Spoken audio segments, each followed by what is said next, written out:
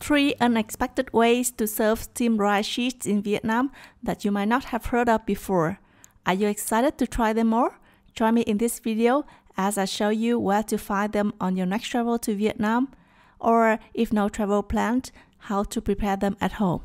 If you're familiar with Vietnamese cuisine, you probably might have tried bánh cuốn or steamed rice rolls that are filled with minced pork and woody mushroom, then topped with pork ham rolls and veggies and served with a light Vietnamese dipping fish sauce. Making steamed rice sheets is a time-consuming and meticulous process in which a small amount of rice and tapioca batter is spread over a large piece of cloth stretched over a steaming pot. After steaming for a couple of minutes, the rice sheet is then lifted up with a bamboo stick and then rolled with the fillings. In Vietnam, you can buy pre-made rice sheets in a stack like this. In the US, some specialized Asian markets also carry it in the refrigerated section. In Vietnamese, we call this Bánh Ướt.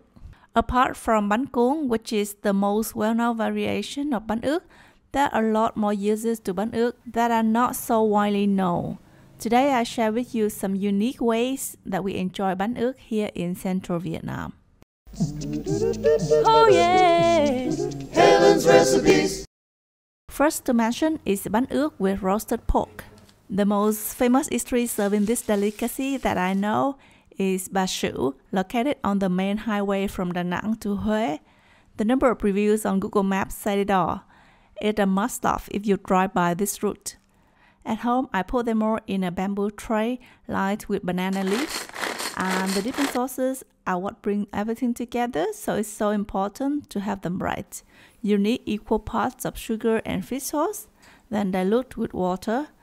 The dipping sauce for roasted pork should be bolder, so I add 2 parts of water, and the other sauce I use 3 to 4 parts water, plus some kumquat or lime juice. Stir to dissolve the sugar completely and then add the minced garlic and chili to your liking. To assemble the dish, gently peel each individual rice sheet from the stack and fold them randomly into bite-sized pieces and then arrange on the tray. Top with some fried shallot and shallot oil, then place roasted pork and fresh greens and pickled bean sprout at the side. As simple as that, but as every single item is spot on, together they make a really tasty and unforgettable meal. One more way to serve Bánh Ướt is to put it in a bowl with chicken innards and fresh greens and drizzle with a spicy garlicky dipping fish sauce. This dish is most famous in Đà Lạt, and a check-in at Long Place is a must if you would like to give it a try. First, bring a saucepan of water to a boil, add half a teaspoon of salt, a chicken drumstick, and chicken giblets. Cook for about 10 minutes and then remove the giblets and continue to cook the drumlets for 5 more minutes. Then cut everything into smaller pieces. Combine with some thinly sliced onion, Vietnamese mint, salt and pepper, kumquat or lime juice, and some sliced chilies. Give it a good toss and you can finally assemble the final dish.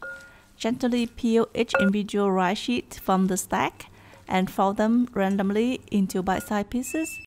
Then arrange in a bowl with some fresh greens and top with the chicken giblet salad and fried shallots. The dipping sauce I make with 1:1:3 ratio, 1 part sugar, 1 part fish sauce, and 3 parts water. Then add some green chili slices for a spicy kick. Drizzle the sauce over the bowl and remember to mix well before serving.